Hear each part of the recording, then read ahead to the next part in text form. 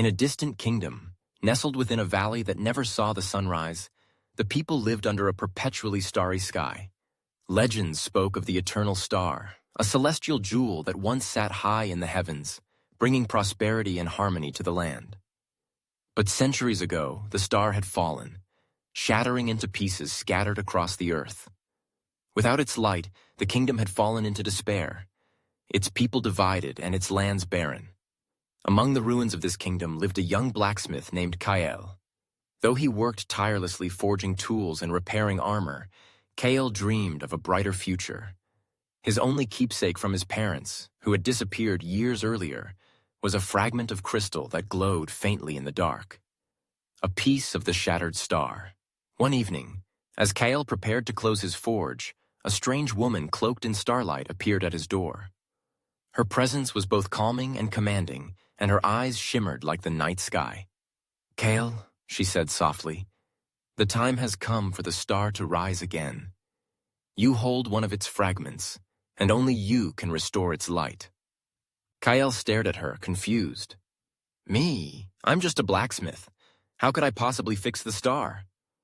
The woman smiled. "You were chosen, Kael. The fragments of the star respond to those with pure hearts and unyielding hope. But beware, the other fragments are guarded by trials and those who would use their power for darkness." Before Kael could ask more, the woman vanished, leaving him with a glowing map etched into his workbench. The map showed the locations of the fragments, scattered across the kingdom. Kael knew he had no choice. The kingdom's future and his own depended on him. The journey begins.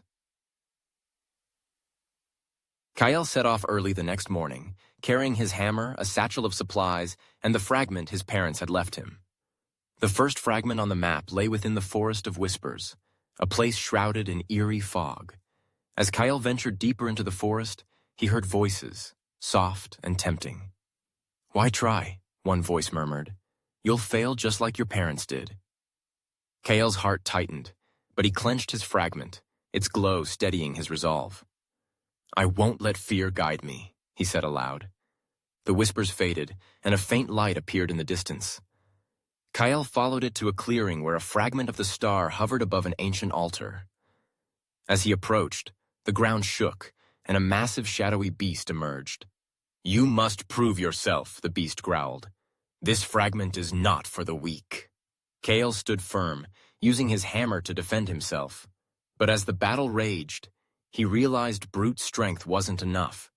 Remembering his craft, he used the metal scraps in his satchel to forge a trap, outsmarting the beast. The creature vanished, and the fragment floated into his hands. The Desert of Echoes. The next fragment lay in the Desert of Echoes, a vast, endless expanse of sand where even the faintest sound was amplified. As Kael traveled, he heard voices calling his name, some kind and familiar, others harsh and accusing. In the heart of the desert, Kael found the fragment buried beneath a pillar of sand. But as he reached for it, the sands shifted, forming figures that looked like his parents. "Kael," one figure said, "why didn't you save us?" Kael froze, guilt washing over him, but then he remembered the starlit woman's words. "These are illusions," he whispered. "The truth lies in my heart." He placed his fragment near the sand, and its glow dispelled the illusions. The desert calmed, and the second piece of the star was his, the Mountain of Trials. The final fragment was hidden atop the Mountain of Trials, a treacherous peak that had claimed many lives. As Kael climbed, the air grew thinner and the path narrowed. Each step was a test of endurance, and his doubts grew heavier with the altitude. At the summit, he found the last fragment encased in ice, guarded by a figure cloaked in black. Another seeker of the star. The figure turned, revealing a face eerily like Kael's own. "You think you're worthy?" the figure sneered. "You're nothing but a blacksmith.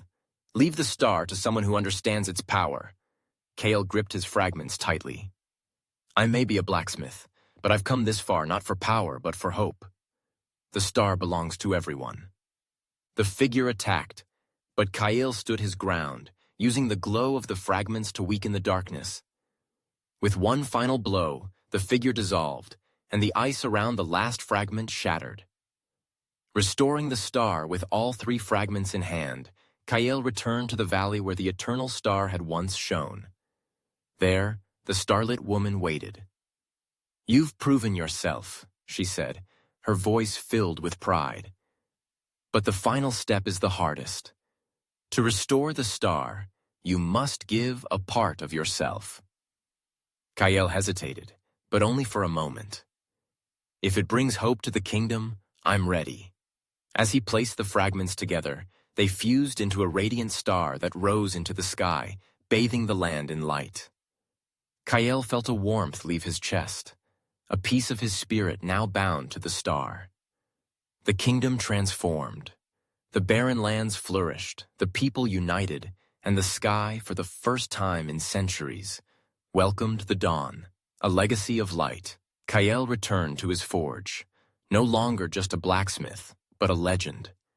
Though he felt the cost of his sacrifice, he found peace in knowing he had restored hope to his people. The star, now whole, shone as a reminder that even the smallest fragments, when united, could create something extraordinary. Moral of the story: greatness lies not in power or position, but in courage, selflessness, and the ability to bring light to others. Even in the darkest times, hope can be restored by those who dare to believe.